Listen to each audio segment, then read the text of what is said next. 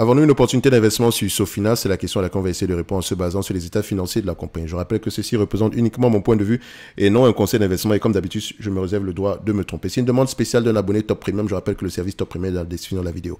Maintenant, Sofina, on en a déjà parlé précédemment ici, d'accord? Il me semble qu'on est à peu près, nous avons à peu près le même prix que sur la dernière vidéo concernant Sofina. C'est une compagnie, vous savez pertinemment que ça ne sert à rien de la regarder du point de vue revenu, bénéfice net, etc. C'est une entreprise, disons que c'est une holding. Donc, c'est une compagnie à portefeuille, donc elle détient d'autres entités et c'est la valeur de ses participations dans d'autres entités ici qui fait la valeur qui donne à peu près, enfin, qui permet à peu près d'apprécier Sofina en elle-même. Ok, donc techniquement, elle vous donne déjà son niveau de valorisation en date d'aujourd'hui avec plus ou moins une décote substantielle. Généralement, la décote est aux alentours de 20% par là pour ce genre de compagnie. Donc, si vous voulez l'évaluer, on va faire simple. Ça va juste demander ici de regarder l'évolution des tangible book value, du tangible book value par action, d'accord, bien en termes de volume. On peut constater ici qu'il a tendance à augmenter et surtout là, depuis à peu près, c'est plus haut en 2021, on a une réduction. Pourquoi? C'est très important parce que ici, vu que la plupart des entités sont soit privées, soit publiques, il faut toujours aller vérifier ici si le portefeuille est déjà public. Ça concerne déjà des entreprises qui sont correctement évaluées. Et si le portefeuille ici privé est, voilà, déjà il ne vous donne pas la véritable valorisation. Enfin, quand je dis la véritable valorisation, techniquement, c'est la véritable valorisation selon eux. Donc, il faut toujours prendre en considération qu'ils peuvent également se tromper, comme ils peuvent également être très optimistes par rapport à la valorisation ici des entités privées, parce que ça prend vraiment en considération beaucoup de croissance. Comme par exemple, WeWork qui valait des dizaines de milliards de dollars, alors qu'aujourd'hui, c'est presque rien du tout. Donc, il faut faire toujours attention par rapport à ça. C'est pour ça que la décote en elle-même ici va toujours exister sur ce genre de compagnie. D'accord? Je n'aime pas les holdings. C'est un truc, j'ai toujours considéré que ça prenait trop de temps à analyser et parfois il faut vraiment faire confiance au management. Ok? Est-ce qu'ils ont tendance à faire de bons placements ici? Est-ce qu'ils ont tendance justement ici à pouvoir, comment on dit ça? C'est bien d'investir dans une compagnie, mais quand on récupère nos billes ici, est-ce qu'on a tendance à récupérer plus que d'habitude? Quelle est la performance à ces niveaux-là quand ils décident ici de solder leur position? Ok, donc c'est toujours important à les regarder. Donc, en termes d'évaluation simple, on va regarder juste le tangible book value. Mais comme je l'ai dit ici, c'est un business qu'il faut regarder plus en profondeur ici. Il faut questionner les différentes activités ici. Si c'est une entreprise qui est très investie sur les voitures, par exemple ici à essence, vous pouvez comprendre, c'est un exemple, hein, vous pouvez comprendre ici que techniquement en Europe, ce n'est pas trop l'avenir. Donc, est-ce que ça vaut la peine d'y être? C'est la question qu'on devrait peut-être se poser. Donc, c'est un exemple parmi tant d'autres ici. OK? Donc, si elle est également investie dans le secteur du pétrole et elle est massivement investie dans ce secteur-là ou bien dans le lithium ici, peut-être que c'est un secteur qui se comporte très bien en date d'aujourd'hui. Donc, peut-être que l'évaluation ici est boostée. Donc, vous devez toujours aller vérifier en profondeur. OK? Donc, il ne faut pas juste se limiter ici à la performance passée, le prix est augmenté, etc. C'est important déjà de ne jamais l'acheter ici à un prix supérieur à ses actifs tangibles par action. Et quand on regarde ici, les actifs tangibles, je pense qu'aux alentours de 2022, ici, ils ont exagéré. Hein. À un moment donné, c'est un business qui a toujours tendance à se négocier avec une certaine décote. Donc, quand on prend ici le price to tangible, le price to tangible value ici, la médiane ici donne combien?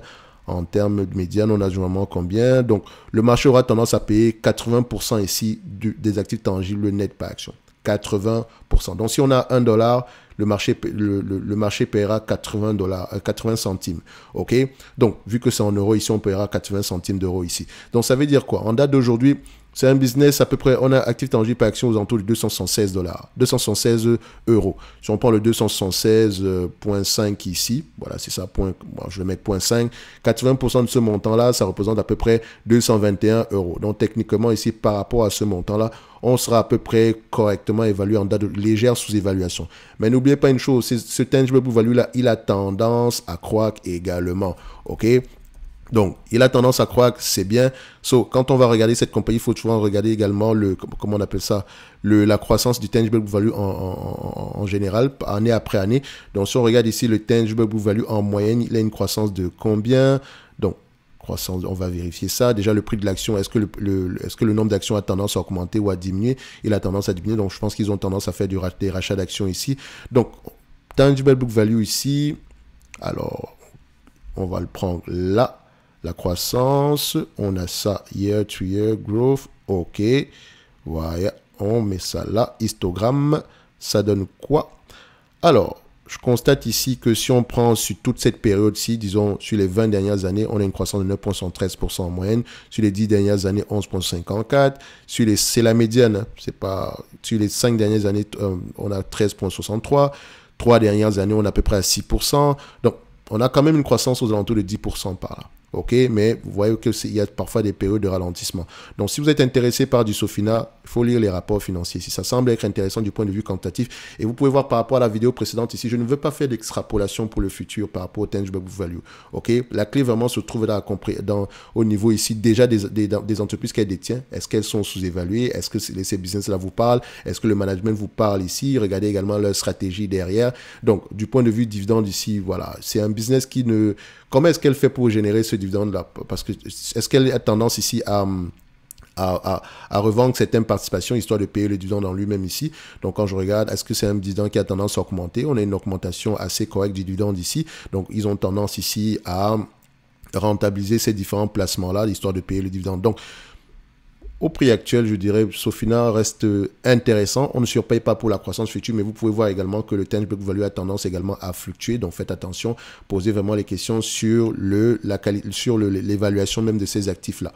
Ok, essayez de regarder ici quels sont les actifs les plus costauds dans ce portefeuille-ci. Essayez de voir à peu près si vous avez l'information, combien est-ce que ça peut valoir en date d'aujourd'hui. Dans tous les cas de figure, ça peut être intéressant à aller creuser. Ok, donc, si la croissance continue dans ce sens-là, voilà, on peut se dire qu'on pourrait bénéficier d'une moyenne de 10% sur les années à venir. Ok, déjà qu'on paye en dessous de la valeur réelle de ces, enfin, selon le management de ces de ce portefeuille-là, on paye à peu près, il a une valeur aux alentours de, je pense, aux alentours de 254, c'est ça? Je pense que c'est ce qu'on avait calculé ici. Pourtant, on paye normalement, avec la décote, on devrait être aux alentours de 221 € l'action ici, d'accord? Donc, on paye 206 € ici. Et si une croissance moyenne de 10% sur les années à venir, tant mieux. Mais attention, vous savez qu'il reste énormément de questions à poser quand on va lire les rapports financiers. Bref, ceci n'est que mon point de vue et non un conseil d'investissement. Comme d'habitude, je me réserve le droit de me tromper. En lien dans la description de cette vidéo aussi, vous avez le service Top Premium ainsi que la Top Newsletter. Il faut faire attention, une entreprise, c'est bien quand on regarde les chiffres, ça nous permet uniquement de poser les bonnes questions, mais ça ne veut pas dire qu'on va acheter uniquement en se basant sur ces chiffres-là. Il faut maintenant faire parler les chiffres parce qu'ici, on les a présentés uniquement. Ça semble être intéressant par rapport à la moyenne que le marché a tendance à payer. Maintenant, comme je l'ai dit, il y a un ensemble de questions, que ce soit au niveau du management, que ce soit au niveau de la qualité des business détenus ici ou bien des secteurs d'activité de prédilection. Ok? On va se donner rendez-vous sur la prochaine vidéo. D'ici là, portez-vous bien. Merci, un like, un abonnement, ça fait toujours plaisir.